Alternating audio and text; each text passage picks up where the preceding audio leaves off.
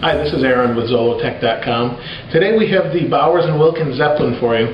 I've already opened it. I've used it for a couple weeks and wanted to show you how it comes boxed and then just give you my thoughts on it. So I'll go ahead and open this. Let me go ahead and pull this out of here. It's 16.5 pounds, so it's pretty hefty. So this is the box like it comes. You can see I've actually opened it right here. So we'll go ahead and open this. It's a $600 iPod dock. So this is probably for the audiophile. Now I don't know if you can see this very well, but I'll go ahead and take this off here. So first of all, we have instructions. They just tell you how to take this off. It's a quick user guide. And we'll set this aside. A piece of plastic for looks or maybe protection here.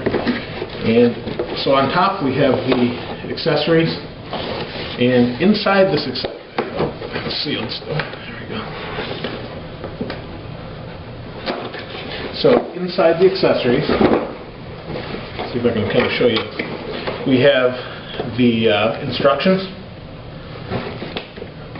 Under here we have the remote,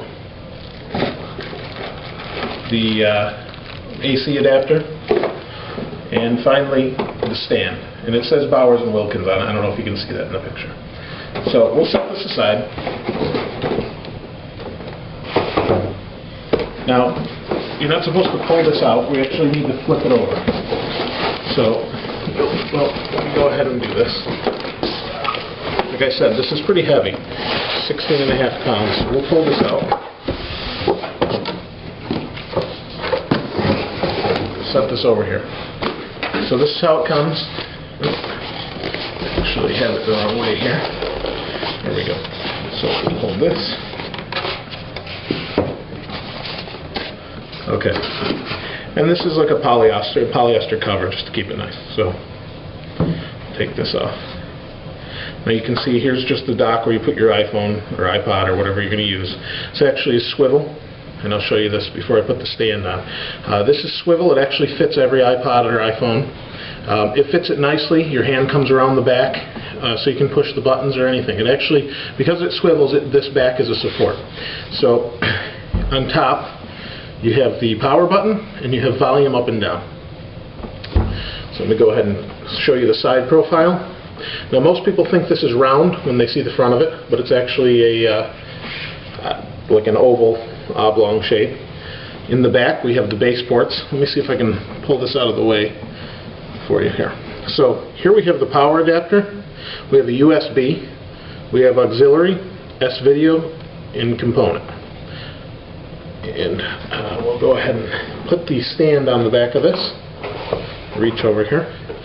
And this stand kind of slants forward when you put this on. So it's a little bit awkward, but it sits nicely. So there we have the unit itself, and that's pretty much all there is to it. Now let me go ahead and show you the remote that I showed you earlier. On the back here it just has B&W, you know, where your battery is going to go, and nice chrome. The plastic, you have your power button, you know, the typical buttons on any CD player or sound dock.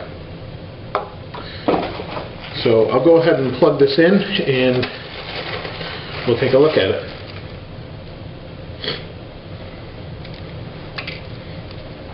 So there's a plug behind me. And here we go. Here's the power. Now let me reach over and get my iPhone.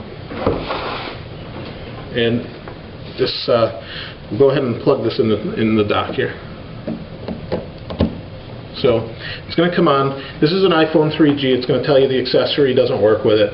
You get that a lot with an iPhone 3G if you have any older accessories. But it works fine. The only thing that doesn't work with it is internet radio. It's kind of a pain. It would be nice to be able to stream it, but for the most part you're probably not going to want to listen to internet radio. You're going to want to listen to high quality lossless encoding, something like that. So all you do is you control it from the iPod. You can adjust volume up and down. You can adjust the volume on here and it will adjust it too. So let me turn this so I can see it, and we'll go ahead and turn it on. There. And so it just comes on like that. It actually fades in and out just like your iPhone would or iPod. It fits every single iPod except maybe the shuffle, but you could use the auxiliary in for that if you need to use something that little. So, you know, the sound actually fills the room very well.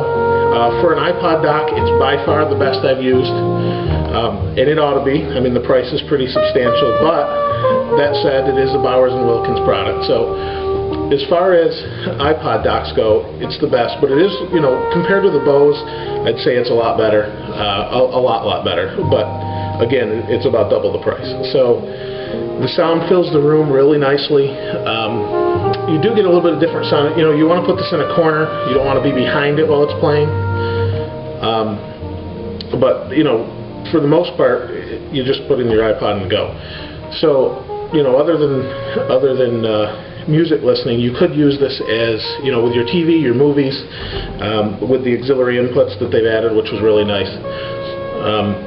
You know, you'll get bass, but you're not going to get bass like a subwoofer. But I did find myself listening to this more often than I do with, I have a Denon 2.1. It's a little bit older, but it's, I believe it's the S101 model. But, you know, it's 3 times, or double the cost of this, rather. And I found myself listening to this more often, just because I heard some notes I don't hear in the 2.1 that I hear in this. So, as far as, you know, iPod docks go, I'd highly suggest it if you can afford it. And, you know, if it's within your budget, this is the one to get. And it would have to appeal to you styling-wise, too. You don't want to just, you know, an in-room. But other than that, that's pretty much it for the Zeppelin. So,